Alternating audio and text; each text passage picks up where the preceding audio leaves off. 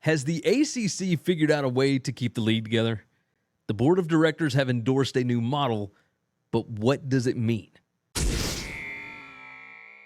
Now, the board has endorsed a new revenue distribution model based on postseason performance. We've talked about this in the past, right? The success incentives are going to allocate a larger share of revenue from the revenue-generating postseason competitions to participating teams. So basically, teams that make the college football playoff or the NCAA tournament are going to make more money in this situation. Now, all other revenues, including from the current television contract, those are going to be continued to be shared equally among all of the ACC members. I suppose you got to keep things fair, right? The ACC has been discussing this new revenue distribution plan for quite some time to address the anticipated revenue gap between, the ACC and the SEC and Big Ten, which some estimate could be as much as $30 million per year in the future.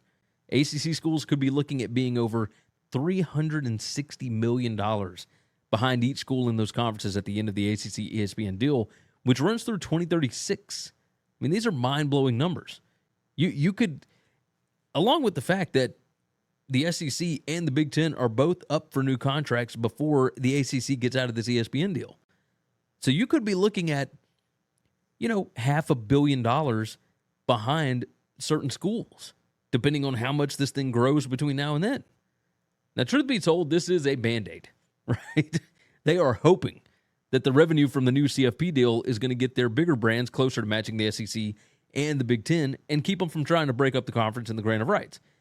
But what happens if Wake Forest or Pitt wins the conference? Like we saw in 2021. What happens when Clemson or Florida State doesn't win the conference again, even though they're clearly the biggest TV draws in football? Like, we'll be right back in the same situation. The problem with the new revenue distribution model is that it still won't make up the difference.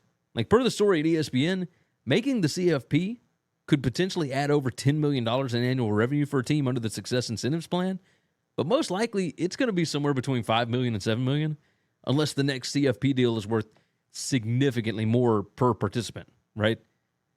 Like, let's get real honest here. The ACC is a dead conference walking right now. Right now, that grant of rights appears to be ironclad, but remember, we saw Texas and Oklahoma announce for the SEC in the summer of 2020 when they couldn't join until 2025. It cost them $100 million combined to leave the Big 12 a year early. Like, once we get into the early 2030s, which is not as far away as it feels, you're going to see somebody announce that they're leaving. Like, what a weird college football world that we are living in. This is wild. Absolutely wild. Thanks for listening to Winning Cures Everything. Make sure and follow me on Twitter @GaryWCE. If you want to toss in a question, you can email me, Gary@winningcureseverything.com. Make sure and hit that subscribe button, and we'll see you next time.